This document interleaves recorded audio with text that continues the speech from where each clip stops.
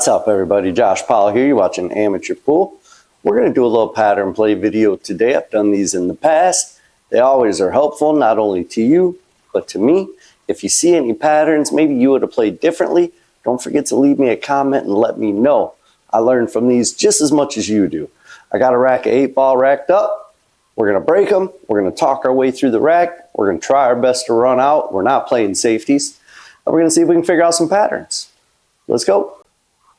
All right, so I'm starting with my normal break. Second ball break. I put the cue ball on the rail with the second diamond here. Move it off about 1 ball width. I aim for the second ball. My aim point is actually where the 2 and the 8-ball touch. So I'm aiming right here with a little bit of bottom and a little bit of outside, which in this case is right English.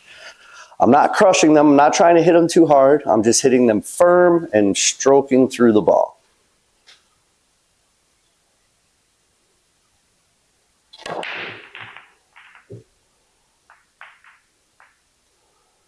Not a bad result, but it was dry. The balls did spread nice, but I didn't make anything, but that's okay for the purposes of this video. We're going to play some pattern play. We're going to play BCA rules, open after the break. You got to call your shots, and let's figure out the best way to run this. So right off the bat, we look, the 14 and 5 are grouped up. The 14 does go that way. The 5 does not go that way. We've got a good shot on stripes right here with the 7-12 because the 12 is really one of the only problem balls for stripes. So if I start with it here, make the 7 into the 12, that gets rid of my only problem ball, which is why in this rack in particular, I would take stripes. So I'm going to take stripes. I'm going to shoot the 7 to the 12. My next shot after that is just going to be to draw back slightly and shoot the 14 into the side.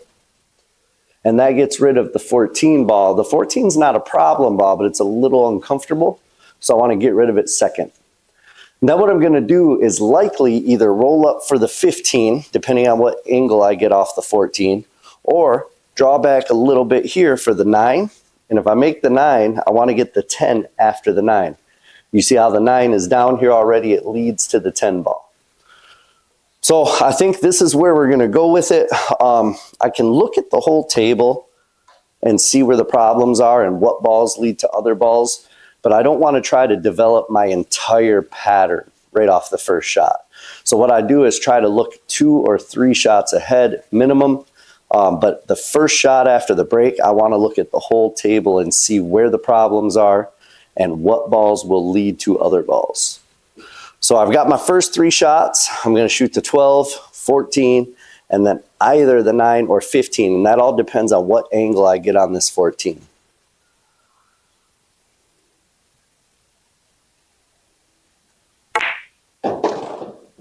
See, I got a horrible angle on the 14, so now I'm going to change patterns already.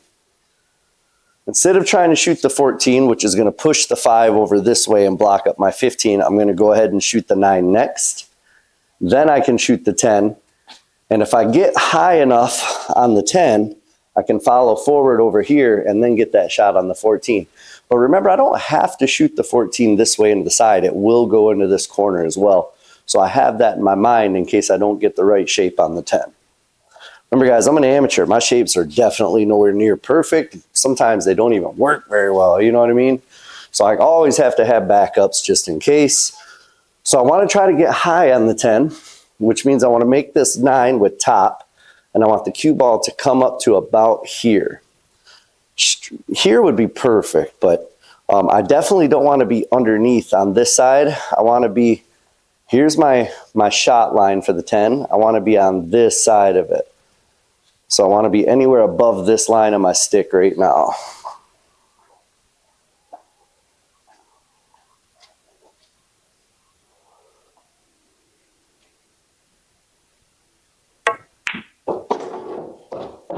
That should work out well. Yep, that's a good angle. Now my shot line on the 14 is going to be right here where my stick's at, coming into this side pocket. So ideally, I would like to fall straight on this. So I want to use some top, and I don't want to come off 2 rails because that's going to take me high, and I would be on this side of it where I would run into the 5. I want to use straight top and just come up above the 7s just a little bit.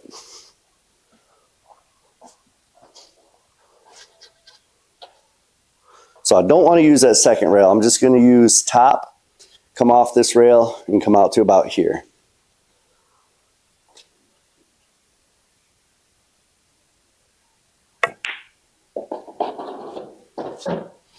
I think I might have just barely got where I needed, but it's close. The 7 ball might be in my way a little bit. Let's look. Yeah, I think I've got the shot here, and this is actually a pretty good angle. So I can make this now. I've got 2 choices. I'm going to make this and either try to shape the 11 or the 15. Realistically, because I didn't put it up high enough, I'm going to run into the 3 likely, which is good because that's going to push the 3 over here and open the 8 up a little bit more for my final shot. So I want to follow through on this 14. I'm going to bump the 3 and roll up to here.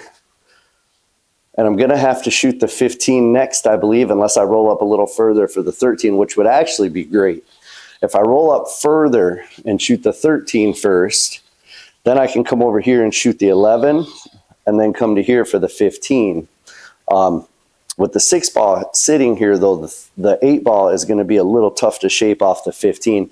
So I got to make sure my shape is pretty good.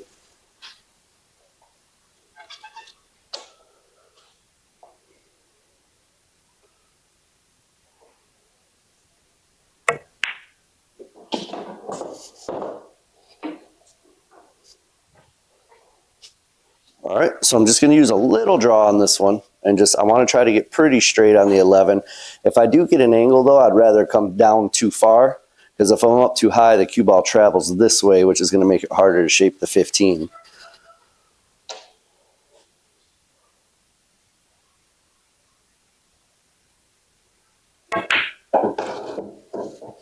That'll work. That'll do. All right, so this is important right here, where I shape this 15 ball, because I didn't end up bumping the 3, so now the 8 ball is going to be real tight to shape. So I got to figure out exactly where I want to be on this 15 in order to get on the 8. This is the hardest, it's going to be the hardest shape of the game here. So I'm going to look this over real good. Yeah, I don't like this at all, man. This is tough.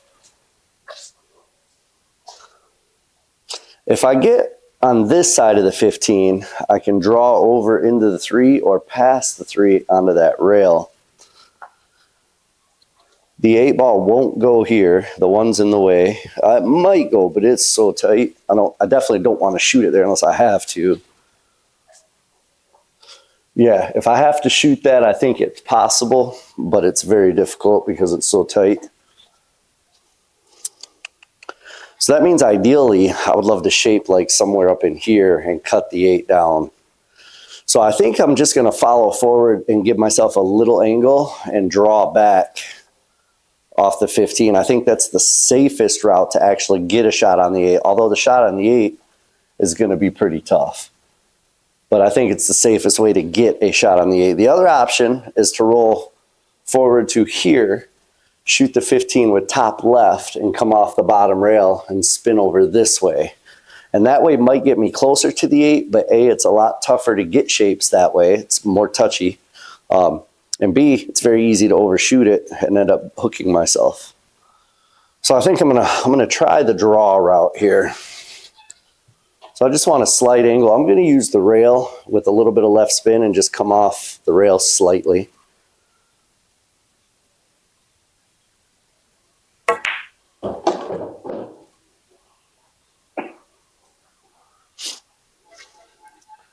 Well, that's about it, man. It's about it. So now what I can't do is overdraw it, right? Because if I draw it too far, I'm going to come this way. I'm going to come back off this rail, and then I'm going to come over this way, and I'm still going to end up with a look at the 8. But I can underdraw it, because if I underdraw it, I hook myself. The other option is to try to get that little gap between the 3, 4, but I'm definitely not good enough to do that, guys. not on purpose anyway.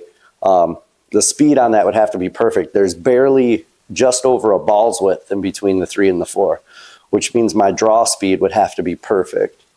And that's just not me. I'm not Mr. Perfection, you know? I'm Mr. Get it done good enough.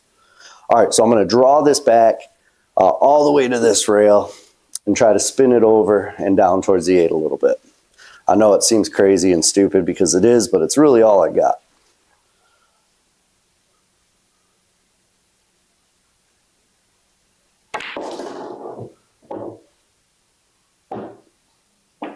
I could have hit that a little harder, but I do have a look at the 8. It's not an easy look, and I didn't expect it to be an easy look, but at least I have a look, you know?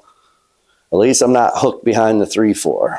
So now I just have to buckle down, try to make this 8 ball without scratching over there into that corner pocket. And as I said earlier, there's just enough room for the 8 to go past the 1. So that means there's enough room for the cue ball to go past the 1. So I got to be careful of that.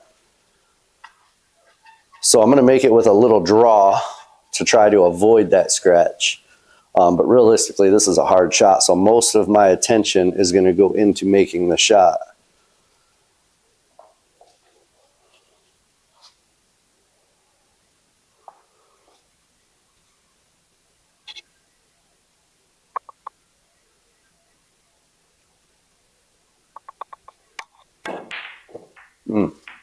I didn't see that one coming. I had to hit it pretty firm to get the tangent line away from the scratch, and unfortunately caromed off a ball and scratched over here. So that, in my book, is loss of game right there. Oh no, I think BCA rules it's not a loss of game. So let's take ball in hand, try to run out the solids. Should be a lot easier than the stripes were. That doesn't mean I'm gonna do it. Let's give it a shot.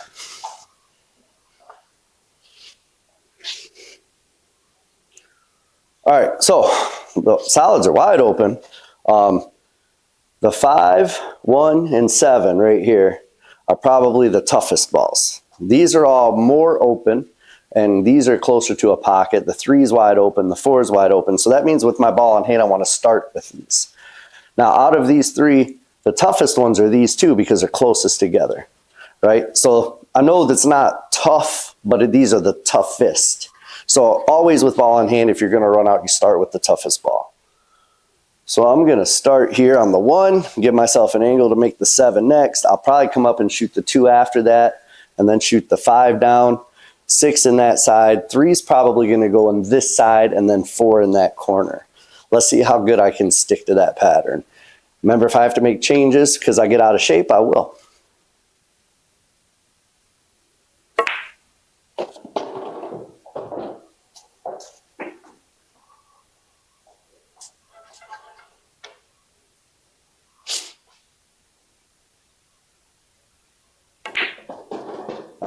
Already got out of shape. I hit that way too hard, but that's okay. It's with a wide open table, it's easy to adjust. So I'm going to make the 6 next. Make sure the 5 goes past the 8 down there. I think it does. Yes, it does. All right, so I'll make the 6 next. I'll probably end up shooting the 4 after this. So I'm going to follow off the rail and spin it out over into here.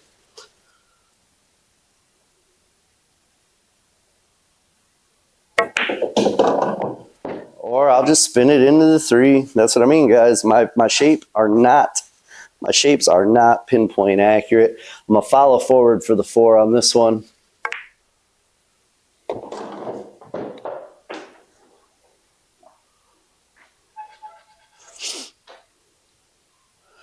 All right, I'm gonna draw this one off the rail and out just a little bit for the 5 down here in the corner.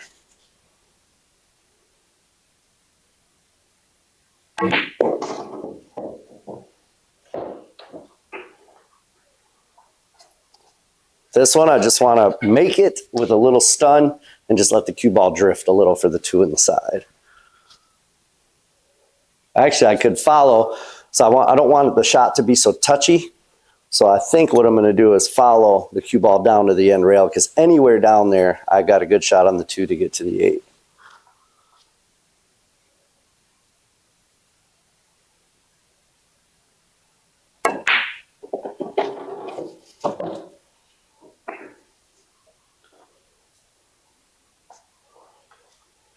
All right, I'll just use a little draw or stun on this one and just let the cue ball drift over for the 8 here.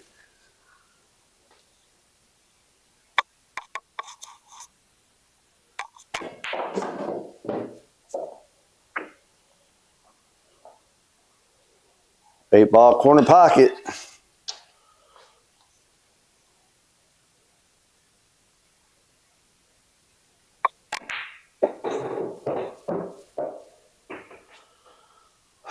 There you have it. You know, I finally did something half decent. I know it wasn't a run out, guys. I messed up on the 8 ball.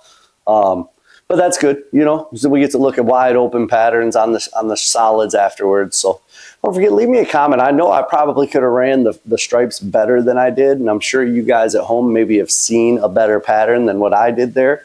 So let me know in the comments what I could have done, how I could have played it a little bit differently, maybe to make that 8 ball easier. Until next time, guys, I appreciate you watching. If you want short rail merchandise, the link is in the description. Get you some, sucker, and catch you on the next video. Peace.